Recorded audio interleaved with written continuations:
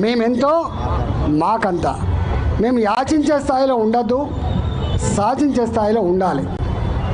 నేను అడుగుతున్నది అలా తప్ప ఒప్ప తెలంగాణ సమాజం ఆలోచించాలి.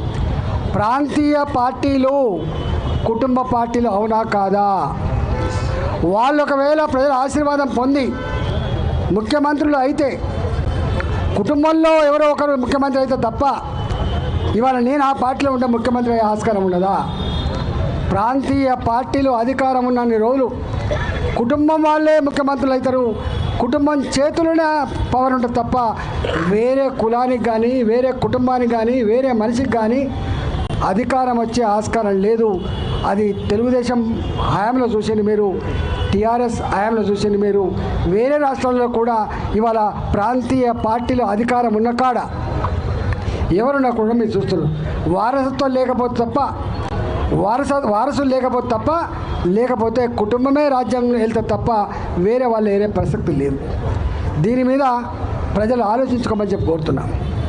అందువల్ల ఇవాళ నేషనల్ పార్టీలు ఈ రాష్ట్రంలో ఉమ్మడి రాష్ట్రంగా ఉన్నప్పటికి కూడా 1956 కంటే ముందు హైదరాబాద్ రాష్ట్రం కావచ్చు, 56 to 2014 సమైక్య రాష్ట్రం కావచ్చు, 14 నుంచి ఇవాటి వరకు 2025 వరకు ఇవాళ తెలంగాణ రాష్ట్రం కావచ్చు.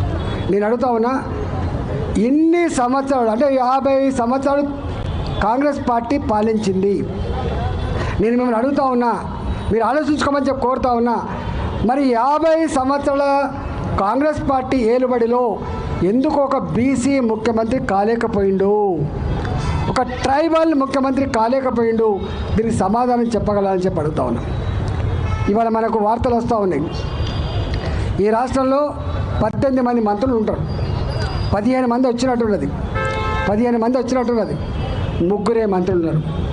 దానికి రాజ్యాంగ సవరణ అక్కర్లేదు. క్యాబినెట్లో మంత్రివర్గ సహచరులకి రిజర్వేషన్తో సంబంధం లేదు. నీకు నిజంగానే కనుక బీసీలకు ఇప్పటిదాకా రాజ్యాధికారంలో భాగస్వామ్యం కాలేదు, బీసీలకు అన్యాయం జరిగింది, ఇప్పటికైనా మేము రెక్టిఫై చేస్తామని చెప్తే ఒక 7 మందో 8 మందో బీసీ మంత్రులు ఉండాలి.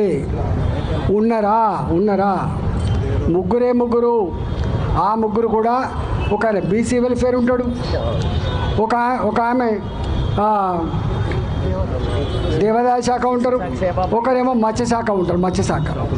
మత్స్యశాఖ మంత్రి అన్నాడు ఇప్పటికే, నేను తెలుగు ఉన్నందుకు నాకు మళ్ళీ కదే మత్స్యశాఖ ఇస్తారా, నేను బీసీ అయినందుకు నాకు ఇదే బీసీ మంత్రి శాఖ ఇస్తారా అని చెప్పి వాళ్ళు అంటారు. వాళ్ళకు ఒక మున్సిపల్ అడ్మినిస్ట్రేషన్ మినిస్టర్ రాదు, వాళ్ళకు రెవెన్యూ మినిస్టర్ రాదు, వాళ్ళకు బీసీ ఆర్థిక మంత్రి రారు, వాళ్ళకు ఒక బీసీ పెద్ద పోర్ట్ఫోలియోలు రావు. ఒక రెవెన్యూనో, ఒక ఫైనాన్సో, ఒక హోమో, ఒక మున్సిపల్ అడ్మినిస్ట్రేషన్ ఉందా? తెలంగాణ సమాజం ఈ సందర్భంగా డిబేట్ చేసుకోవాలని చెప్పి నేను విన్నమంగా విజ్ఞప్తి చేస్తున్నా. కారు ఇలా ఉన్నదే 3 మంత్రులు, ఆ 3 మంత్రుల పోర్ట్ఫోలియోలు కూడా ఏమున్నాయో మనం చూస్తూ ఉన్నాం. ఇవాళ నామినేటెడ్ పదవులు ఉంటాయి. మీరు మాట్లాడుతున్న నిజమే అయితే మీరు బీసీల పట్ల మొసలి కన్నీళ్ళు కాకపోతే, నేను అడుగుతా ఉన్న నామినేటెడ్ పదవులలో ఎంతమంది బీసీలకు నామినేటెడ్ పదవులు ఇచ్చిండ్రు, వాళ్ళకు ఏమేమి శాఖలు ఇచ్చిండ్రు మీరు చెప్పగలుగుతా అని చెప్పి అడుగుతున్నా. అందువల్ల మేము విమర్శ కోసం మాట్లాడుతున్నాను. ఇంతకుముందు చెప్పినట్టుగా ప్రాంతీయ పార్టీల అధికారం ఉన్నంత వరకు వేరే కుటుంబం వాళ్ళు, వేరే కులం వాళ్ళు ముఖ్యమంత్రి అయ్యే ఆస్కారం లేదనేది నిర్వివాద అంశం.